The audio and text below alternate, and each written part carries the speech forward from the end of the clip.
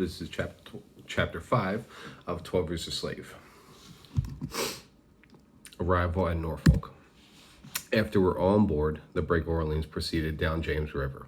Passing into Chesapeake Bay, we arrived next day opposite the city of Norfolk. While lying at anchor, a lighter approached us from the town, bringing 4 more slaves. Frederick, a boy of 18, had been born a slave. Also had Henry, who was some years older. They had both seen house servants in the city. Maria was a rather genteel-looking colored girl, with a faultless form, but ignorant and extremely vain. The idea of going to New Orleans was pleasing to her. She entertained an extravagantly high opinion of her own attractions. Assuming a haughty mind, she declared to her companions that immediately on arrival in New Orleans, she had no doubt some wealthy single gentleman of good taste would purchase her at once. But the most prominent of the 4 was as a man named Arthur.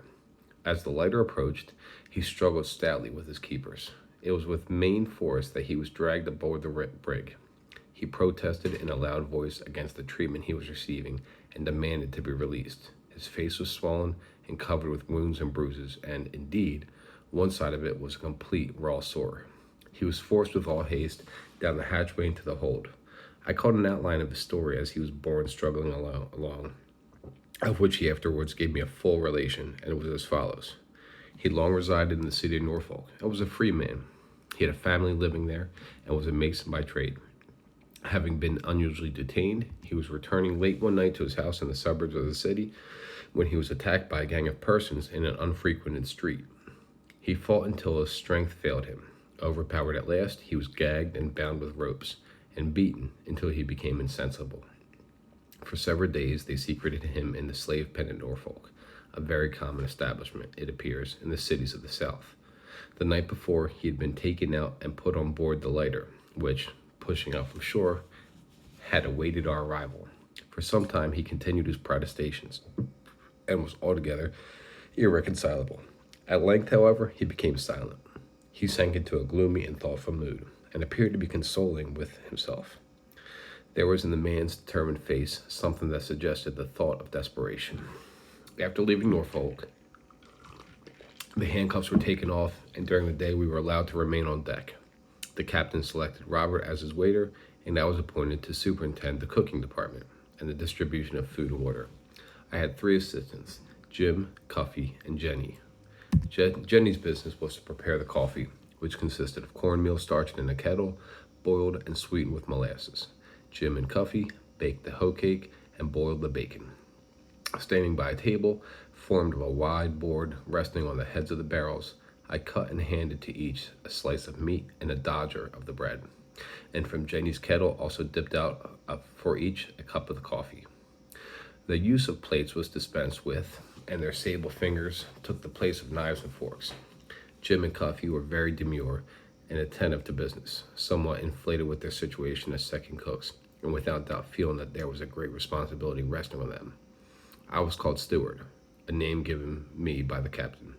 The slaves were fed twice a day, at 10 and 5 o'clock, always receiving the same kind and quantity of fare, and in the same manner as above described.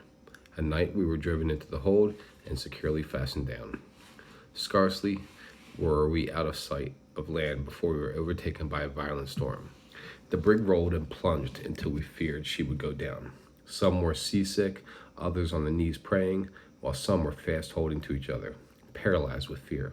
The seasickness rendered the place of our confinement loathsome and disgusting. It would have been a happy thing for most of us.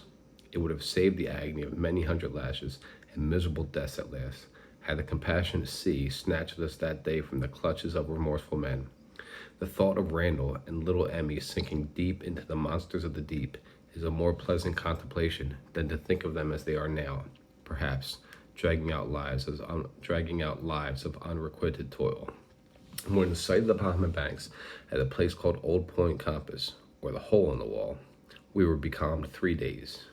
There was scarcely a breath of air. The waters of the Gulf presented a singularly white appearance, like lime water. In the order of events, I come now to the relation of the occurrence, which I never called to mind, but with sensations of regret. I thank God, who has since permitted me to escape from the thraldom of slavery, that through his merciful interposition, I was prevented from embruing my hands in the blood of his creatures. Let not those who have never placed in like circumstances judge me harshly. Until they have been chained and beaten, until they find themselves in the situation I was, borne away from home and family towards a land of bondage, let them refrain from saying what they would not do for liberty. How far I should have been justified in the sight of God and man, it is unnecessary now to speculate upon. It is enough to say that I am able to congratulate myself upon the harmless termination of an affair which threatened, for a time, to be attended with serious results. Towards evening, on the first day of the calm, Arthur and myself were in the bow of the vessel, seated on the windlass. We were conversing together of the probable destiny that awaited us, and mourning together over our misfortunes. Arthur said, and I agreed with him, that death was far less terrible than the living prospect that was before us. For a long time we talked of our children, our past lives, and of our probabilities of escape. Obtaining possessions of the brig was suggested by one of us. We discussed the possibility of our being able, in such an event, to make our way to the harbor of New York.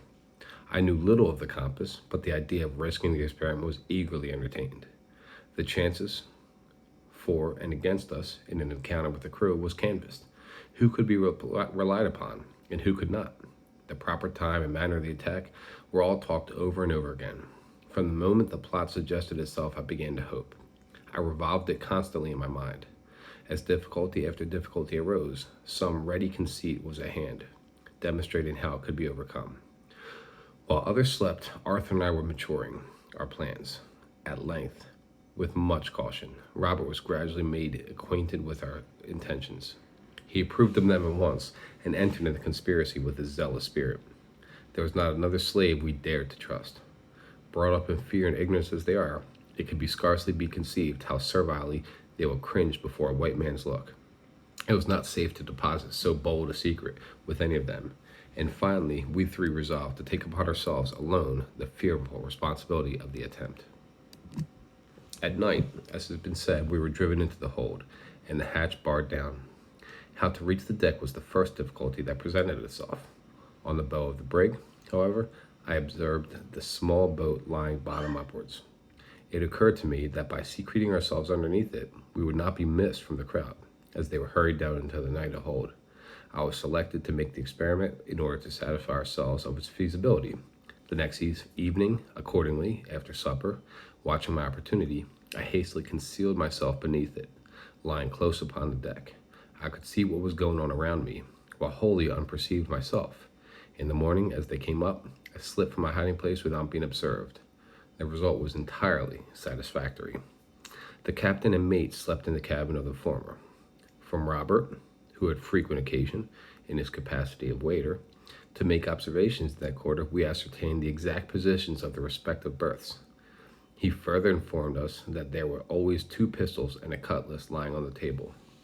The crew's cook slept in the cook galley on deck, a sort of vehicle on wheels that could be moved about as convenience required, while the sailors, numbering only 6, either slept in the forecastle or in hammocks swung upon the rigging. Finally, our arrangements were all completed. Arthur and I were to steal silently in the captain's cabin, seize the pistols and cutlass, and as quickly as possible dispatch him and the mate. Robert, with a club, was to stand by the door leading from the deck down into the cabin and, in case of necessity, beat back the sailors until we could hurry to his assistance. We were to proceed then as circumstances might require. Should the attack be so sudden and successful as to prevent resistance, the hatch was to remain barred down. Otherwise, the slaves were to be called up, and in the crowd and hurry and confusion of the time, we resolved to regain our liberty or lose our lives. I was then to assume the unaccustomed place of pilot, and, steering northward, we trusted that some lucky wind might bear us to the soil of freedom. The mate's name was Biddy. The captain's I cannot recall, though I rarely ever forget a name once heard. The captain was a small and genteel man, erect and prompt, with a proud bearing, and looked the personification of courage. If he is still living, and these pages should chance to meet his eye, he will learn a fact connected with the voyage of the brig from Richmond to New Orleans in 1841, not entered on his book log. We were all prepared and impatiently waiting an opportunity of putting our designs into execution when they were frustrated by a sad and unforeseen event. Robert was taken ill. It was soon announced that he had the smallpox. He continued to grow worse, and 4 days previous to our arrival in New Orleans, he died. One of the sailors sewed him in his blanket with a large stone from the ballast at his feet, and then lying him on a hatchway and elevating it with tackles above the railing, the inanimate body of poor Robert was consigned to the white waters of the Gulf. We were all panic-stricken by the appearance of the smallpox. The captain ordered lime to be scattered throughout the hold and other prudent precautions to be taken. The death of Robert, however, and the presence of malady, oppressed me sadly, and I gazed out over the great waste of waters with a spirit that was indeed disconsolate. An evening or two after Robert's burial, I was leaning on the hatchway near the forecastle, full of desponding thoughts, when a sailor in a kind voice asked me why I was so downhearted. The tone and manner of the man assured me, and I answered, because I was a freeman and had been kidnapped. He remarked that it was enough to make anyone downhearted, and continued to interrogate me until he learned the particulars of my whole history. He was evidently much interested in my behalf, and, in the blunt speech of a sailor, swore he would aid me all he could, if it split his timbers. I requested him to furnish me pen, ink, and paper, in order that I might write some of my friends. He promised to obtain them, but how could I use them undiscovered was a difficulty. If I could only get into the forecastle while his watch was off and the other sailors asleep, the thing could be accomplished. The small boat instantly occurred to me. He thought we were not far from the Belize, at the mouth of the Mississippi, and it was necessary that the latter be written soon, or the opportunity would be lost. Accordingly, by arrangement, I managed the next night to secrete myself again under the longboat. His watch was off at 12. I saw him pass into the forecastle, and in about an hour followed him. He was nodding over a table, half asleep, on which a sticky light was flickering, and on which also was a pen and a sheet of paper. As I entered, he aroused, beckoned me to a seat beside him, and pointed to the paper. I directed a letter to Henry B. Northup of Sandy Hill, stating that I had been kidnapped, was then on board the brig Orleans, bound for New Orleans, that it was then impossible for me to conjecture my ultimate destination, and requesting he would take measures to rescue me. The letter was sealed and directed, and Manning, having read it, promised to deposit in the New Orleans post office. I hastened back to my place along the longboat, and in the morning, as the slaves came up and were walking around, crept out unnoticed and mingled with them. My good friend, whose name was John Manning, was an Englishman by birth, and a noble-hearted, generous sailor as ever walked the deck. He had lived in Boston, was a tall, well-built man, about 24 years old, with a face somewhat pockmarked, full of benevolent expression. Nothing to vary the monotony of our daily life occurred until we reached New Orleans. On coming to the levee, and before the vessel was made fast, I saw Manning leap on shore and hurry away into the city. As he started off, he looked back over his shoulder significantly, giving me to understand the object of his errand. Presently he returned, and passing close by me, hunched me with his elbow with a peculiar wink, as much as to say, "It is all right." The letter, as I have since learned, reached Sandy Hill. Mr. Northup visited Albany and laid it before Governor Seward, but inasmuch as it gave no definite information as to my probable locality, it was not at that time deemed advisable to institute measures for my liberation. It was concluded to delay, trusting that a knowledgeable of where I might eventually be obtained. A happy and touching scene was witnessed immediately upon our reaching the levee. Just as Manning left the brig, on his way to the post office, two men came up and called aloud for Arthur. The latter, as he recognized them, was almost crazy with delight. He could hardly be restrained from leaping over the brig's side, and when they met soon after, he grasped them by the hand and clung to them a long, long time. They were men from Norfolk, who had come onto New Orleans to rescue him. His kidnappers, they informed him, had been arrested, and were then confined in the Norfolk prison. They conversed a few moments with the captain, and they departed with the rejoicing of Arthur. But in all the crowd that thronged the wharf, there was not one who knew or cared for me. Not one. No familiar voice greeted my ears, nor was there a single face that I had ever seen. Soon Arthur would rejoin his family and have the satisfaction of seeing his wrongs avenged. My family, alas, should I ever see them more? There was a feeling of utter desolation in my heart, filling it with a despairing and regretful sense that I had not gone down with Robert to the bottom of the sea. Very soon, traders and consignees came on board. One, a tall, thin-faced man with light complexion and a little bent, made his appearance. With a paper in his hand, Birch's gang, consisting of myself, Eliza, and her children, Harry, Leth, and some others who had joined us at Richmond, were consigned to him. This gentleman was Mr. Theophilus Freeman. Reading from his paper, he called Platt. No one answered. The name was called again and again, but still there was no reply. Then Leith was called, then Eliza, then Harry, until the list was finished, each one stepping forward as his or her name was called. "Captain, where's Platt?" demanded Theophilus Freeman. The captain was unable to inform him. No one being on board answered to that name. "Who shipped that guy?" he again inquired of the captain, pointing to me. "Birch," replied the captain. "Your name is Platt. You answer my description. Why don't you come forward?" he demanded of me in an angry tone. I informed him that was not my name, that I had never been called by it, but that I had no objection to it as I knew of. "Well, I will learn your name," said he, "and so you won't forget it either. Bye," he added. Mr. Theophilus Freeman, by the way, was not a whit behind his partner, Murch, in the matter of blasphemy. On the vessel I had gone by the name of Stewart, and this was the first time I had ever been designed as Platt, the name forwarded by Birch to his consignee. From the vessel, I observed the chain gang at work on the levee. We passed near them as we were driven to Freeman's slave pen.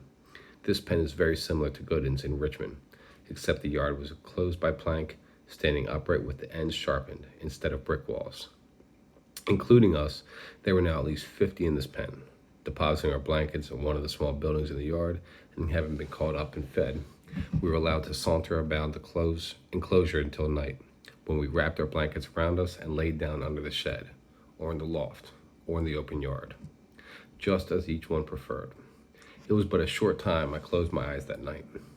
Thought was my busy in my brain. Could it be possible that I was thousands of miles from home, that I had been driven through the streets like a dumb beast, that I had been chained and beaten without mercy, that I was even herded with a dove of slaves, a slave myself? Were the events of the last few weeks realities indeed? Or was I passing only through the dismal phases of a long, protracted dream? It was no illusion. My cup of sorrow was full to overflowing. Then I lifted up my hands to God, and in the still watches of the night, surrounded by the sleeping forms of my companions, begged for mercy on the poor, forsaken captive. To the Almighty Father of us all, the freeman and the slave, I poured forth the supplications of broken spirit, imploring strength from on high to bear up against the burden of my troubles, until the morning light aroused the slumberers, ushering in another day of bondage. That was chapter 5 of 12 Years a Slave.